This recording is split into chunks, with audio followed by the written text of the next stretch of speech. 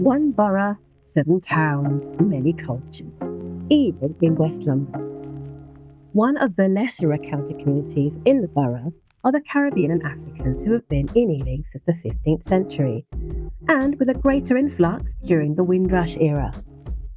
So much of the black community's history in Ealing is being lost, whether it's because of the reliance on quick-to-disappear social media or the fact that few have taken the time to document these stories.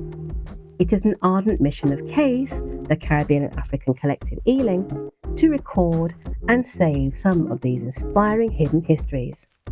This will serve as a long-lasting legacy to share with future generations before these elders' stories are lost forever.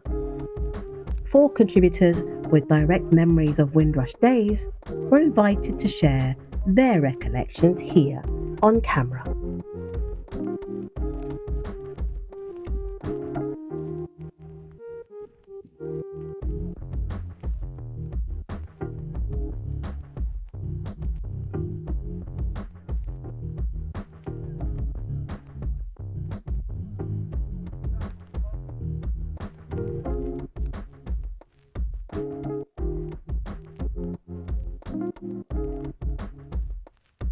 My name is Clive Joseph and I live in Greenford, Middlesex. It's Jennifer Hallal. I was actually born in Shepherd Bush, but I moved to Ealing when I was 6 months old.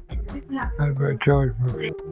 Hanwell, Axbridge, Trinity Road, Portershire Road, Grange Park, Goldsmith Avenue in Acton. That's a lot. Originally, I'm from the Caribbean, a small island called Dominica, not to be mistaken with the Dominican Republic, which it often is. I left there when I was 4.5 years old. I'm a Jamaican. I was born in Jamaica. I came up when I was young.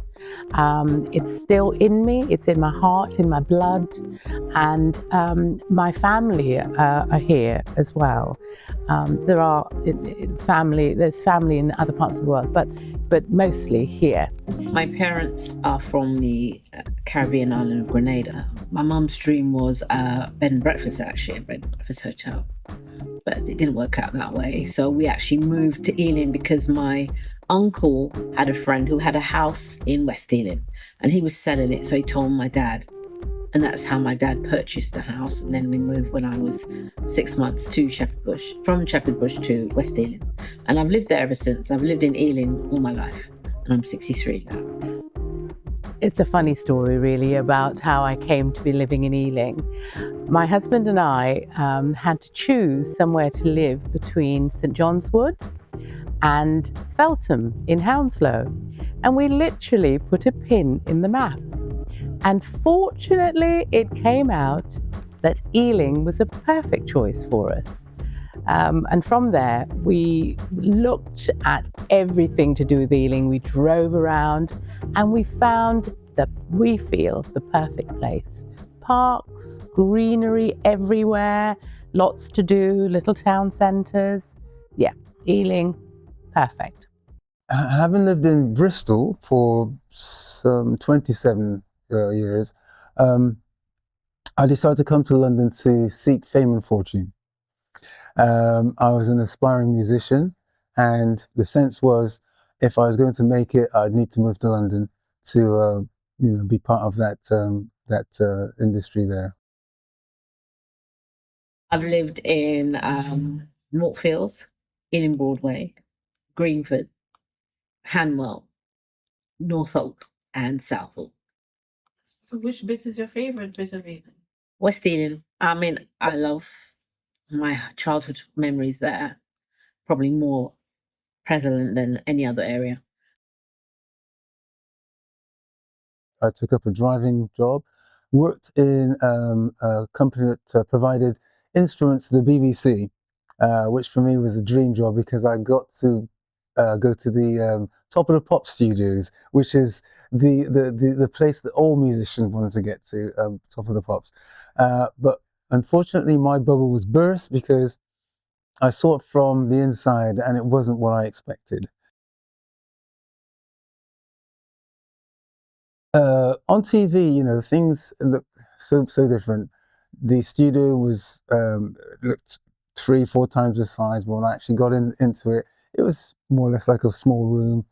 Everything was orchestrated, and the worst part was the musicians. The musicians were not, I would say, friendly, and the whole aspect of the music world was turned upside down for me. It was difficult finding work. No. Factory. But the two longest services I don't know is Daxa and Lions. Spent a long time in Daxa. What was it like to work at Alexa? Very nice. Very good company. Yeah. But when I work there, I feel like I'm at home. And Lions was a nice company too. Those two firms were good company. What made them good companies? Well, you know, the atmosphere was good. Yeah, and you know, never had a problem. Supervisor, it was all right, and you know, and we all get on very good. Yeah. Yeah, so, you know, I quickly discovered that Ealing, and particularly Hanwell, was the home of the world famous Jim Marshall, who, you know, as everyone knows in the music industry, was responsible for the Marshall amplification. And also, well-known musicians would live in Ealing, and famous like Pete Townsend, you know, from The Who and so on. Not named properly anyway. But so that was exciting for me. And then I discovered that, you know, Ealing actually was a place of lots of parks and greenery, and yeah, really enjoyed that. I threw a partner. When I get a partner, I put it in the bank, not West, in Northfields. And then when I get a mortgage for the house, and I bought the house, then it needed furniture. So I went and draw the money from NatWest and bought the furniture, £500 cash at MG McGill, Irish furniture shop. There was a furniture shop in West Ealing by the name of McGill. That's where I bought my furniture. So I told the partner £5 a week, and about 10 or 12 of us, I don't remember. But each time you get your draw this week, next week that one gets a draw, and they go right around in circle. Each week a different person gets a draw. So when you get a draw, what you do with your money is your business. When I get my money, I put it in the bank. When I went to buy the furniture, I had no problem. With employment, I began to discover that it wasn't an easy route to, as a young black man, to get the kind of jobs that I wanted. And so after I left the BBC, I decided to go into education, and partly, you know, due to my then wife persuading me to leave the music business, get a proper job. I usually go to the 100 bookshop, and I bought 2 books there. The little I did read in the books inspired me to think, you know, there is another way of thinking. I mean, I had not met anyone who was in my everyday life. I bought 2 there, Politics of Changes, with Michael Manley. He came here and go to Oxford University and come back and Prime Minister, he was a Prime Minister in Ireland. Was it important to you to have somewhere to go like that?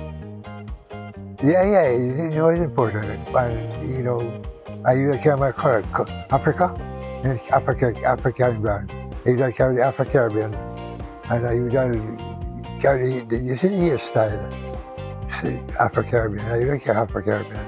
These books just opened up a whole new world to me. So that bookshop was in the 70s. Yeah, in the 70s. Is it important to you that there is a black cultural space today? Yeah, it needed space now for black. It need one. It overdue too. It overdue. Because these youngsters not growing up, the parents came here, but they're born here. Like lots of these, my friends, and they have children, and the children born here, but some of them die, and the kids are around now. And that space would be good for them now, have a black space in Ealing for them. Yeah. I've always liked working with young people, And prior to that, I did actually qualify as a part-time youth worker, and I really enjoyed the interaction, with young people. Just I guess because possibly because I never really grew up myself, but I had that availability to talk to them, and it was really great. But yeah, I decided to go into education. I wanted to be at the heart of change, as I became more aware of the challenges that I faced as a young black man. I felt that in order to really implement change, I needed to be within the education. So, did you face any challenges? Did you have any racism, or did that not really affect you? Didn't really affect me full on, and I guess that's because my character. I've always been able to communicate in any kind of crowd, and be accepted. But I could see, others had difficulties in that area, and so for the most part, I guess I got through without too much, hindrance or issues. But over the years, it became apparent to me certain things when I think back. Why didn't I get that job, or why was there's such a blockage for me? Yeah. So yeah, when I first came to Ealing, I was really impressed with the architecture. I love historic buildings and so on, because prior to being a musician, I was actually on a course to do designing, draftsmanship and so on. So I have a love of buildings, and I was just impressed, with the wealth of the architecture in Ealing.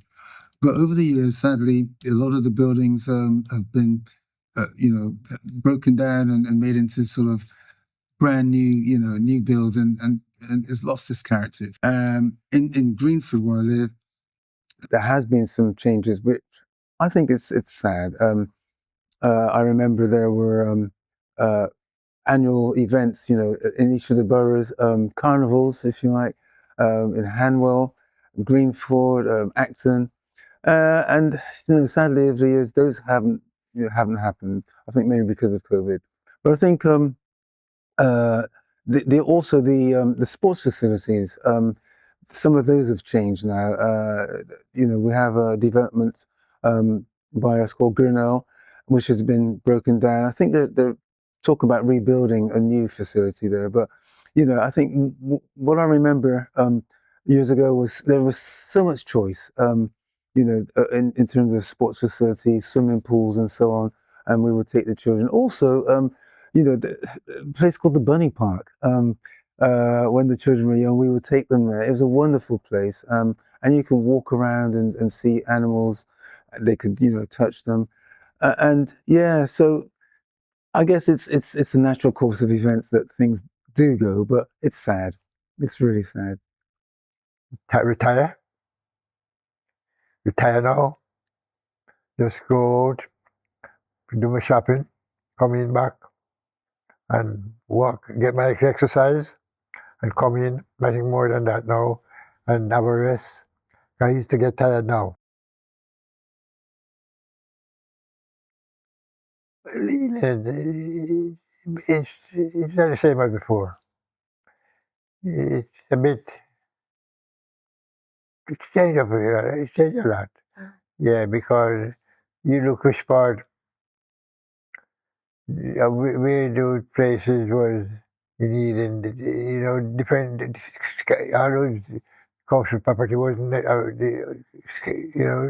Ealing changed a lot now. Ealing continues to be a good place to live in. There are all the things that one would want. Families enjoy being here. Activities are great. The schools actually have improved, which is fantastic. So it broadly speaking, it's still an attractive, very nice place to live. It's diverse. But lots of places closing down. Yeah, lots of places closing down. How does that make you feel? It makes you feel a bit depressed, if you see the country, instead of build up, it's running down. I tell you what, I didn't foresee all these shops closing. They'd been there for such a long time, some of them for centuries. Well, all those stores you see over you see those stores, Bodmin British Home Store, and all those places closed down. Woolworth, all those places closed. Buy My Garment in Burton, all those places gone, so everything changed up. It changed up for the worse now. It's so sad to see West Ealing now. They really need to, I feel, if they could, put some more business in there. I know that technology has come in and we now shop more online than we do in the stores. However, I don't think they should let it go that way. I think that, we could introduce other kinds of shops, whether it be restaurants, cafes, other things that we could actually motivate the area to come back alive again. You need a space now for black. You need one. More community events, such as the carnivals. I think they were great, to just help people to come together. In the future need built up. New office and new store, and it need built up. Future need built up. Yeah. In what way? You saw small business and large business. Small business and large business need built up. But I think looking to the future, I would like the council, and I think this is a council, possibly a government issue, and I know there's little money around, but I'd like to see more, a greater variety of activities, of social things accessible to the elders. And I'm now in that group. Can fathers be mothers? Yeah. Sometimes they need to be.